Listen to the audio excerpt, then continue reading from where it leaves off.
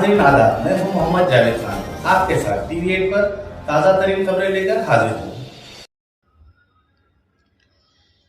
తెలంగాణ ఉద్యమకారులకు కాంగ్రెస్ పార్టీ ఇచ్చిన హామీని అమలు చేయాలని ఎన్నికలకు ముందు ఉద్యమకారులకు 250 గజాల ఇంటి స్థలాన్ని ఇస్తామని చెప్పి 2.5 సంవత్సరాలు గడిచినా కాలయాపన చేస్తోందని బోడుప్పల్లో ఉన్న ప్రభుత్వ భూమిని ఉద్యమకారులకు పంచుతామని ప్రభుత్వ భూమిలో టీఆర్ఎస్ పార్టీ మరియు ఉద్యమకారుల ఆధ్వర్యంలో భూ పోరాటం నిర్వహించడం జరిగింది. ఈ ప్రభుత్వ భూమిలో ముందుగా బొడ్రాయి ఏర్పాటు చేసి బోనాలు ఎత్తి కవిత ఈ స్థలం ఇక నుండి ఉద్యమకారులది అని ఈ స్థలానికి ఉద్యమకారుల కాలనీ అని పేరు పెట్టడం జరిగిందని ఈ సందర్భంగా వ్యాఖ్యానించారు. పోలీసులు ముందస్తు సమాచారంతో కవిత రాకముందే ఆ స్థలంలో ఉన్న వందలాది మంది ఉద్యమకారులను పార్టీ కార్యకర్తలను అరెస్టు చేయడం జరిగింది.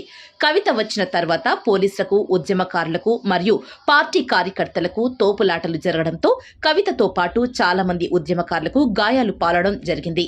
ఈ గాయాలతో కొంతమందిని హాస్పిటల్ కు తరలించారు. కవితని అరెస్టు చేసి పోలీస్ స్టేషన్ కు తరలించడం జరిగింది. ఈ సందర్భంగా టీఆర్ఎస్ పార్టీ అధ్యక్షులు కవిత మాట్లాడుతూ ఎప్పటికైనా ఆ భూమి ఉద్యమకారులది అని ఇచ్చిన హామీని అమలు చేయమంటే అక్రమ అరెస్టు చేసి బోడుప్పల్లో ఉద్యమకారుల రక్తాన్ని చిందించారు.